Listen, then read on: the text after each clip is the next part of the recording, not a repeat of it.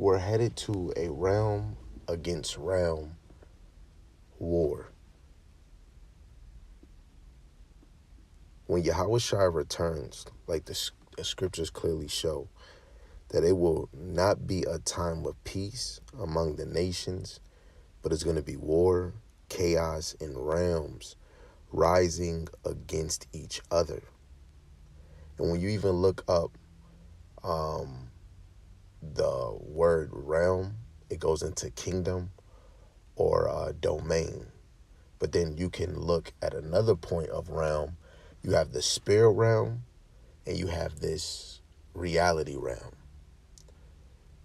It's about to be amazing. So Lord willing, it's edifying, encouraging for you to have it on your mind. You know, the Lord is coming soon, right? The Lord is coming soon. Buckle up. So this second Esdras, the 13th chapter, verse 29, it says, Behold, the days come when the Most High will begin to deliver them that are upon the earth, speaking about the elect. And he shall come to the astonishment of them that dwell on the earth. And one shall overtake to fight against another, one city against another, one place against another, one people against another, and one realm against another.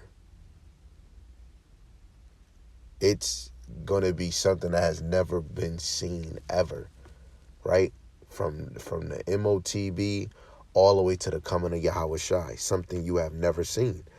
This is the clearest prophecy of realm versus realm at Yahweh Shai's return, right? Nations and powers will clash as the Lord brings judgment. It's a lesson I did like a long, probably a few months ago. But our salvation is connected to Esau's destruction, right? Our salvation is connected to Esau's destruction. I want to get this in the book of Isaiah, the 19th chapter, in verse 2. And it reads, it says, And I will set the Egyptians against the Egyptians, and they shall fight every one against his brother, and every one against his neighbor, city against city, kingdom against kingdom. Now, if you know these Egyptians in this verse, is speaking of Edomites against Edomites, right? You got the European side or the Western side of, the Edomite, how they broke off that branch that rule America and their other allies. Then you have the other branch that's on the other side with the Russians, even though this whole system is ran through the elites. This whole system is ran through the elites. When you go watch Aaron Russo, his movie Trading Places, through the spirit, when you see those two billionaires, they're betting against one another. Who's going to do good? And this one is betting on the other side. But at the end, it's supposed to benefit the rich. But when you see how that movie flipped, their career basically ended.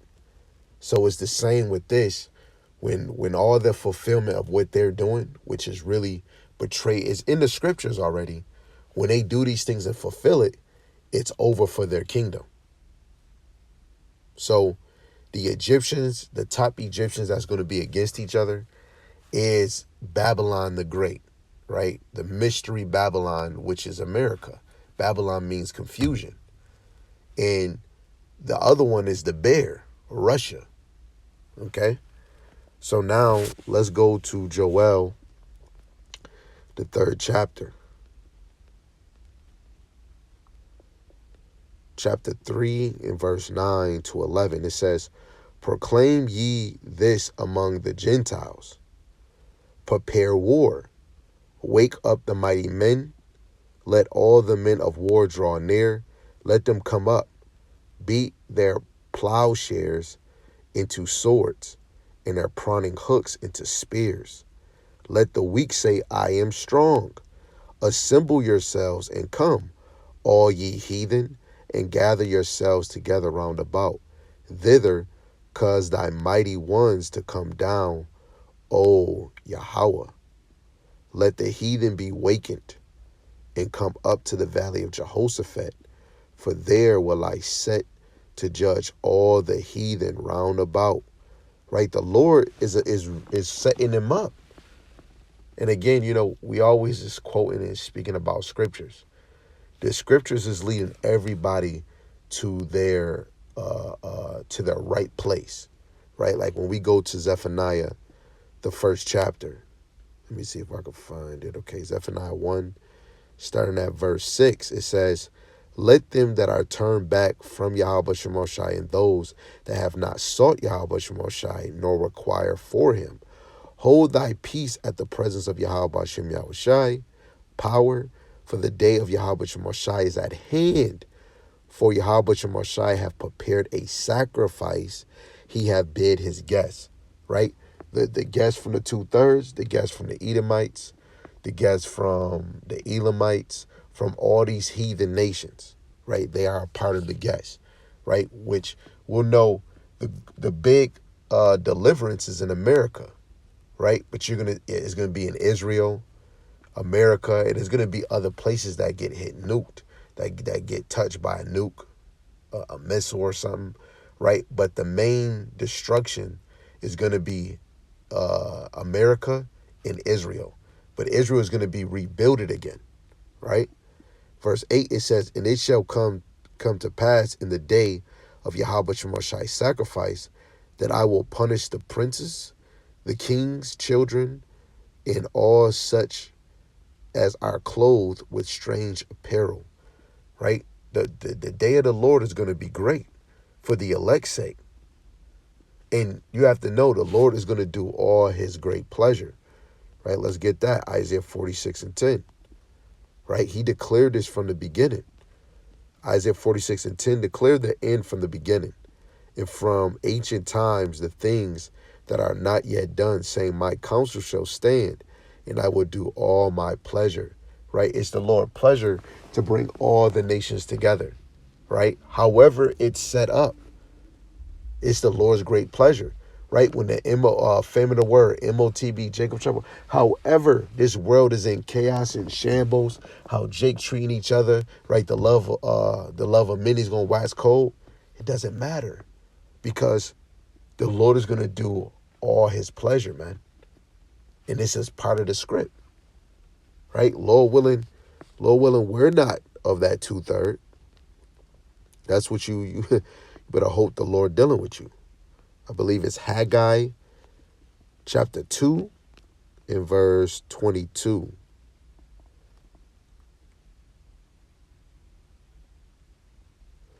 It says, "And I will overthrow the thrones of kingdoms, and I will destroy the strength of kingdoms of the heathen, and I will overthrow the chariots and those that ride in them, and the horses and their riders shall come down, every one by the sword of his brother." Right? Now, in the same, just using this for a point, like what would be the strength of these kingdoms? Like, let's just use America. Their strength is in those fighter jets, right? The submarines that's in the ocean, the ships that's in the ocean, right? The silos where they can, wherever they at, remote, they can just click a button and the things will open and they'll shoot out, right? The Lord is really setting up Esau to destroy his own self. How? So, like, the New Age chariot is a car and an airplane, just so y'all know, right?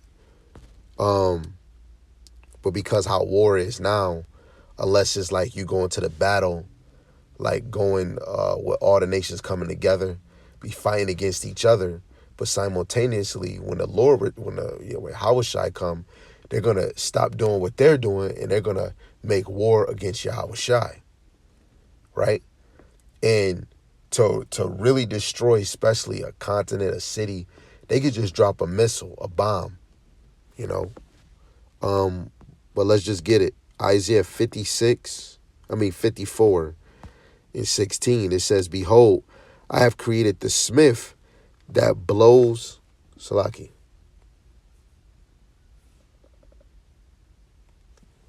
"I have created the smith that bloweth the coals in the fire, and that bringeth forth an instrument for his work. And I have created the waster to destroy." Right? The smith is the scientist, the engineer in this side that stems from Esau. Right? The waster is the ICBM missile. Right? Jeremiah 51, that strong wind. Right? The spirit of the Lord is going to be moving them things. Right? Just like when the Lord put the spirit on on the king of Russia, right, to click that button, right? Let's go to Matthew 24, verse 6 and 7. It says, "And ye shall hear of wars and rumors of war, seeing that ye be not troubled, for all these things must come to pass, but the end is not yet." Right? Yeah, we see those things now. Now, we went into certain parts that's gonna happen way later, like the Joel. The Lord is already starting to bring them together. The second Esdras, the 13th chapter, where it says realm against realm, right? Which we already see a small example of that, because realm can even go into kingdom.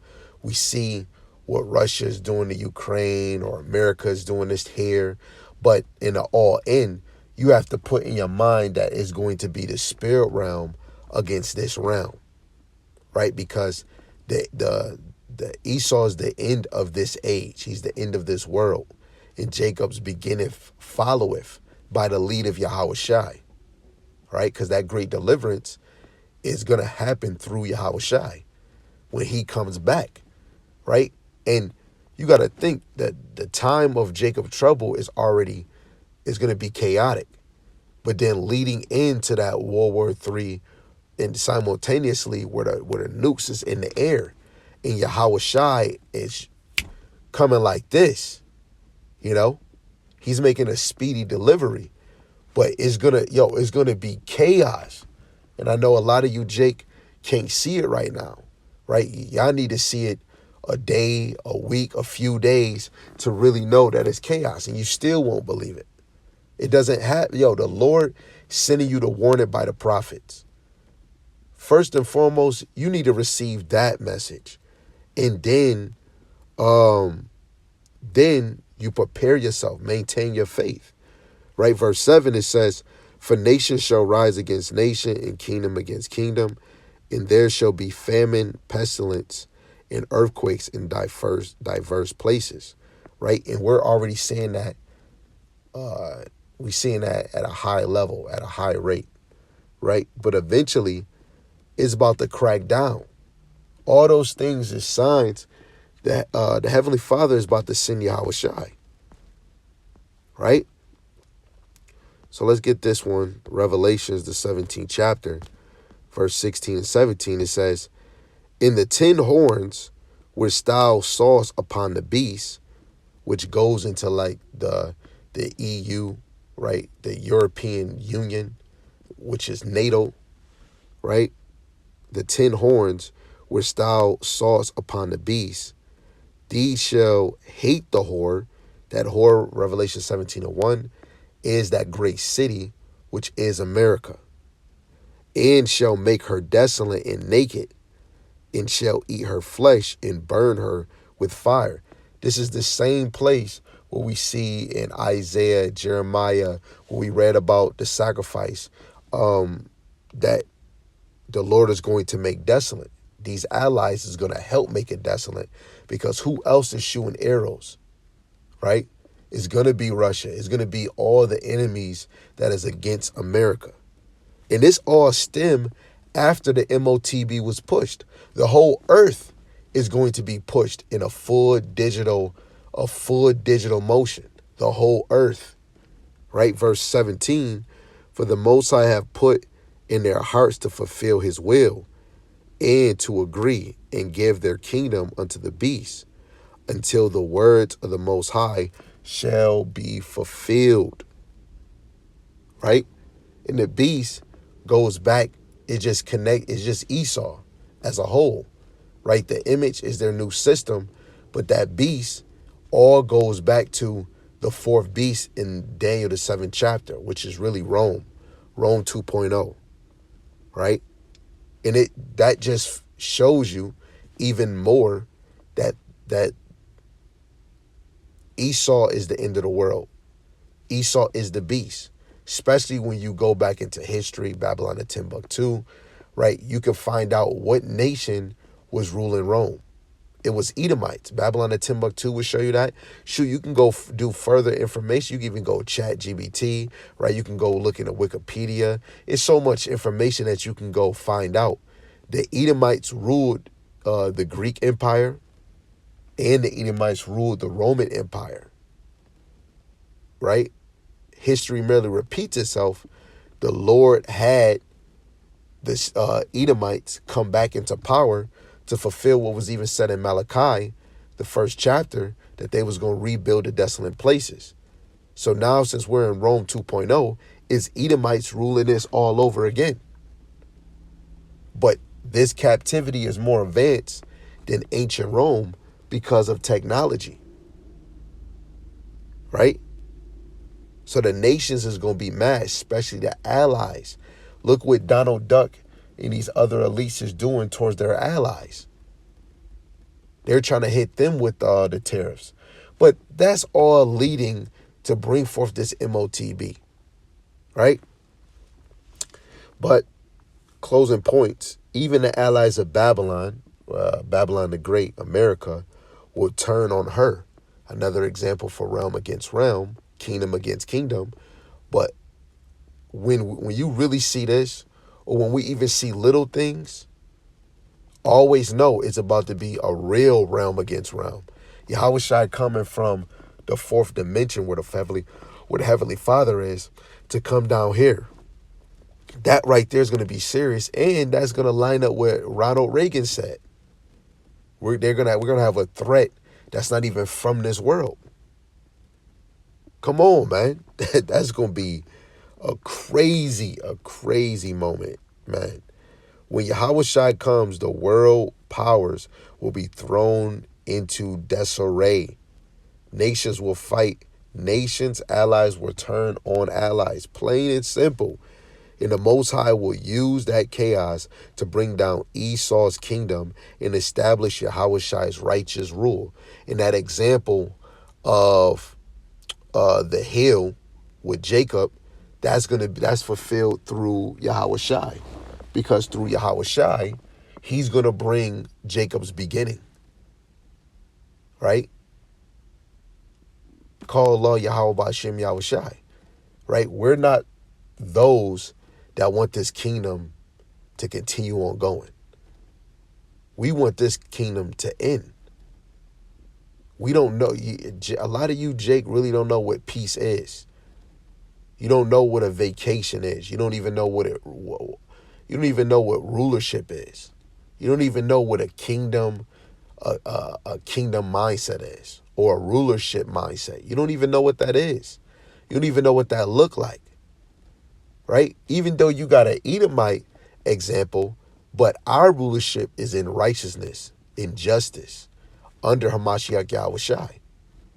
You don't really know what that look like, because you're not taking the time to be like the people of Berea in Acts the 17th chapter. Have a readiness mind to hear.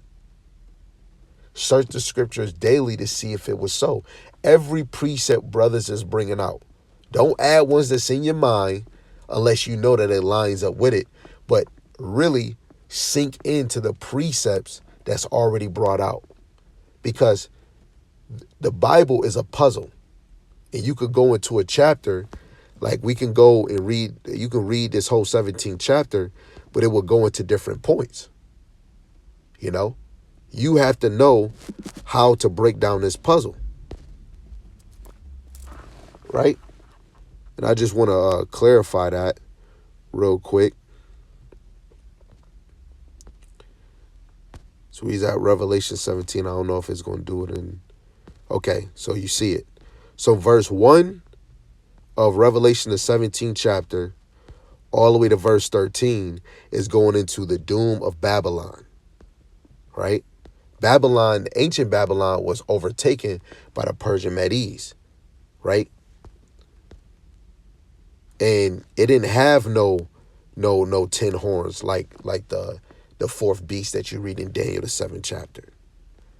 Then 14 to 18 is going into the victory of the Lamb, right? So you want to always know how to line precepts with precepts, right? Line upon line, or here a little and there a little, because the puzzle has to make sense.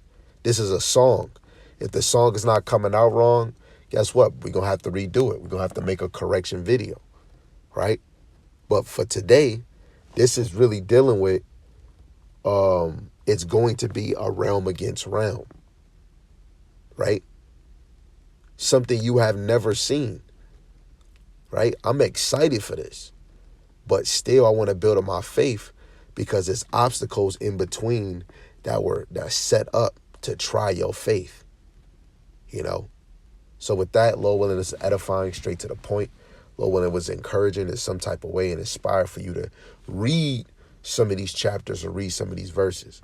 With that, I want to give all praises, glory, and honor to Yahweh, Ba'ashem Yahushai, Ba'ashem Rakakwadash. Double honors to the elder apostles and the elders of Great Millstone, who rule well and teach well through the Spirit. And a mighty shalom to the hopeful elect in the same Spirit, Lord willing, that y'all all, as a whole, continue in sound doctrine. Shalom to the Akwath that are believers of this faith and this truth. Lord willing, you continue to pursue your lot, which is being a loving and silent, virtuous wife. And Lord willing, the Most have mercy on our other brothers and sisters that's not in the faith. With that, shalom, shalom, abba, abba.